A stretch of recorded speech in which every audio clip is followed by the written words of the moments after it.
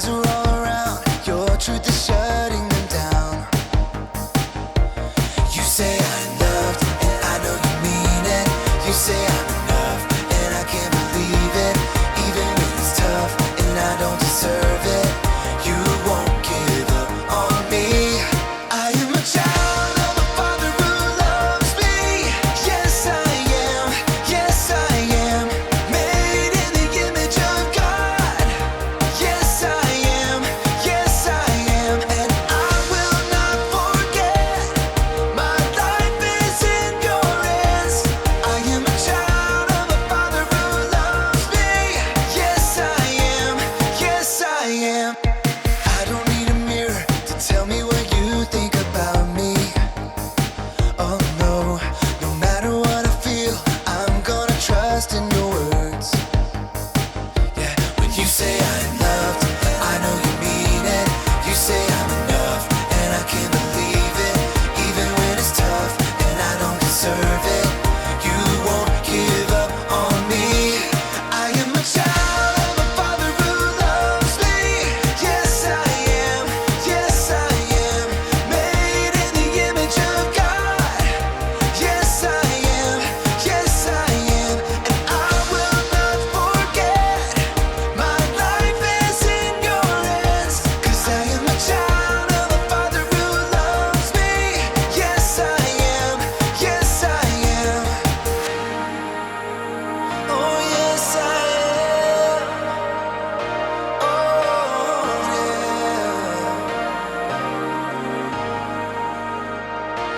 You say I'm loved, and I know you mean it. You say I'm enough, and I can't believe it.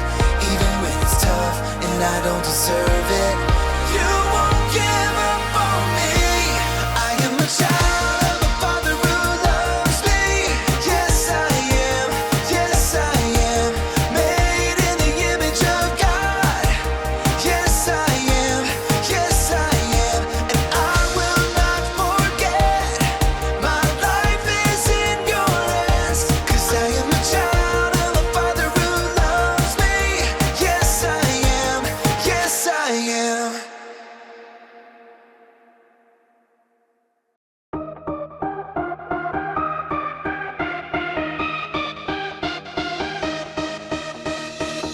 You spoke one word and the dark became light. I believe it, yeah.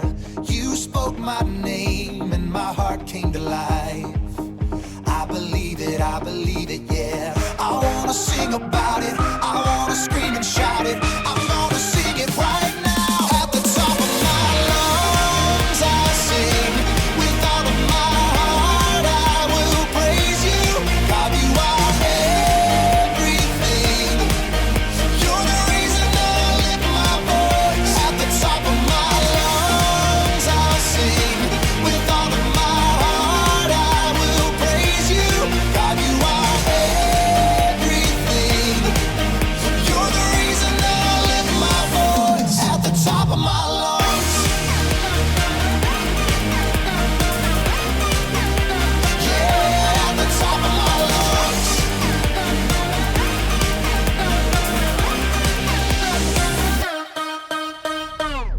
You're all I need every day of my life. I believe it, yeah. You're all I need, always here by my side. I believe it, yeah. I wanna sing about it, I wanna scream and shout it. I wanna sing it right now. At the top of my lungs I'll sing. With all of my heart I will praise you. God, you are everything. You're the reason that I lift my voice. At the top of my lungs I'll sing. With all of my heart I will praise you. God, you are everything. You're the reason that I lift my voice. At the top of my lungs. Yeah, at the top of my lungs.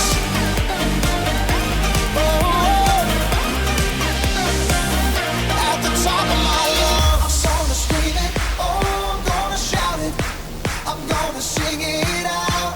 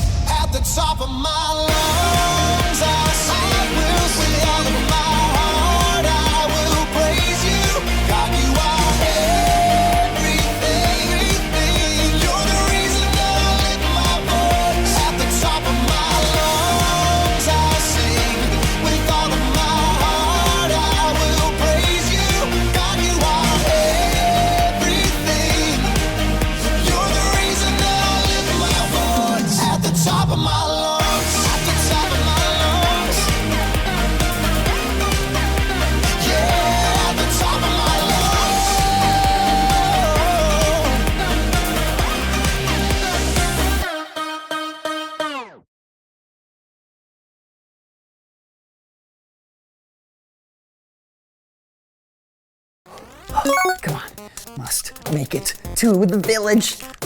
Oh, look at it, it's a cute bunny. I will save you. Oh, hi, welcome to Story Lab. This week we're taking a look at the story of a guy who ran away, braved a fishy storm, and ended up in a desert.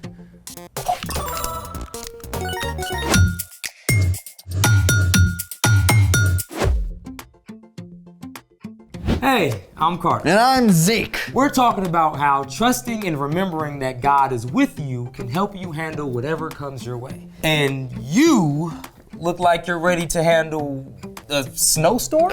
Sandstorm. Well, it looks calm in here. I just added this new weather mod to my game and it got intense. There was this wild windstorm in the ocean biome, and I got tossed up onto a beach biome right in the middle of an old shipwreck. And then I had to brave a terrible sandstorm in a desert biome. I think I've got sandburn. More like eye strain. Plus, I ran out of food inventory immediately. My hunger bar is completely empty. I know what you need. Oh, a golden carrot? You need some real life. I'm thinking edible sand? Edible sand, what? Let's make it. Today, we're making edible kinetic sand. Oh, so ready. Step 1, mix up your dry ingredients, which include 1 cup of baking soda, ½ cup of cornstarch, ½ cup of sugar, and 1 tablespoon cream of tartar.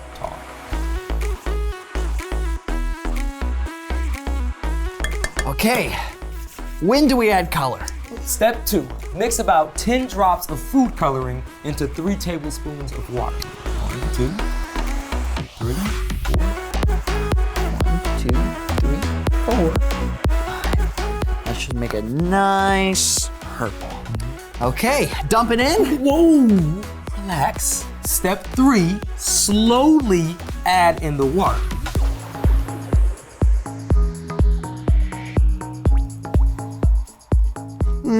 Still kind of crumbly. Well, a little water goes a long way. So at this point, we just add a tiny bit at a time until it's perfect. All right. Now mix that. You might need to use your hands. I'll try that. Oh, very calming. Better than a virtual sandstorm, for sure. And I get to replenish my hunger bar. Yeah, but just because it's edible, it doesn't mean that it tastes great. You better tell me that. Would you have listened? Probably not. Speaking of someone who didn't listen well the first time, it's time for The story before the story. Today, we're in the book of Jonah. In the beginning, God created everything, including people. We had a perfect friendship with God. But people chose to turn away from God. They sinned, which caused a terrible curse that infected every heart and pulled people away from God. Everything was broken. But God loves us so much, He wanted to restore our relationship with Him. So God began an epic rescue plan. God chose Abraham and promised to bless the whole world through his family. Sometimes this family, God's people, followed Him. But often they turned to go their own way. For many years, the Israelites were ruled by kings. But after Solomon, the kingdom split in 2 parts. Many of the kings who followed led the people away from God. So God sent prophets to speak truth to these kings and even to other nations. Which is where our story starts. Take it away. Hey everyone, I'm Brian. The last part of what we know as the Old Testament contains a group of books known as the prophets. Now, most of these books record the words of the prophets that God sent to speak truth to the kings of Israel and Judah. But the book of Jonah is unique. The prophet Jonah lived during the time of Jeroboam II, one of the worst kings of the northern kingdom of Israel. And Jonah was what you might call, well, a reluctant prophet. One day, the Lord spoke to Jonah. Go to the great city of Nineveh. Preach against it. The sins of its people have come to my attention. Now, you should know that Nineveh was the capital city of Assyria, the big bad villain of Jonah's day. And as you can imagine, Jonah was not excited about taking a more than 500-mile road trip into the heart of enemy territory. In fact, Jonah decided to run away from God. Brilliant move, right? Well, instead of heading northeast toward Nineveh, Jonah went to the harbor at Joppa and hopped on a boat heading for Tarshish. Yeah, pretty much as far as you could go in the opposite direction. Jonah went below deck for a nap. But while Jonah was sleeping, God sent a wild wind. The sailors panicked as the ship creaked and cried out to the false gods they worshipped. Finally, the captain hauled Jonah out of bed. How can you sleep? Call out to your God for help! At last, Jonah confessed that he was running away from God. The sea was getting higher, and the sailors were terrified. What should we do to make the sea calm down? I know the storm is my fault. Pick me up and throw me in the sea. Well, the sailors didn't want to do this, but the storm got even worse. So at last, they cried out to God. Lord, don't hold us responsible for this man's life. Then they took Jonah and threw him overboard. Yikes! Right away, the sea became calm. But God wasn't done with Jonah. So God brought about a pretty wild plot twist by sending a giant fish to swallow Jonah whole. For 3 days and 3 nights, Jonah was stuck in the belly of that fish. And during this time, he finally cried out to God. When I was in trouble, I called out to the Lord and he answered me. I had almost drowned in the waves and I thought I had died. But you brought my life up from the very edge of death. At the end of 3 days, the Lord made that fish swim to shore and spit out Jonah on dry land. Ugh. Fish vomit. Can you imagine? But definitely better than being wedged inside a fish's stomach. I mean, come on. God spoke to Jonah once more. Go to the great city of Nineveh. Announce to its people the message I give you. And this time, Jonah listened to God.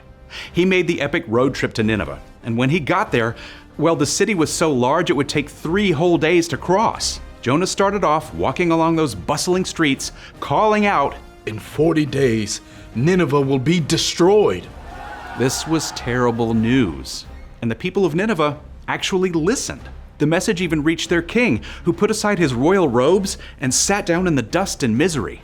The king sent out a message to the whole city. Don't eat or drink anything. Call out to God with all your heart. Stop doing what is evil.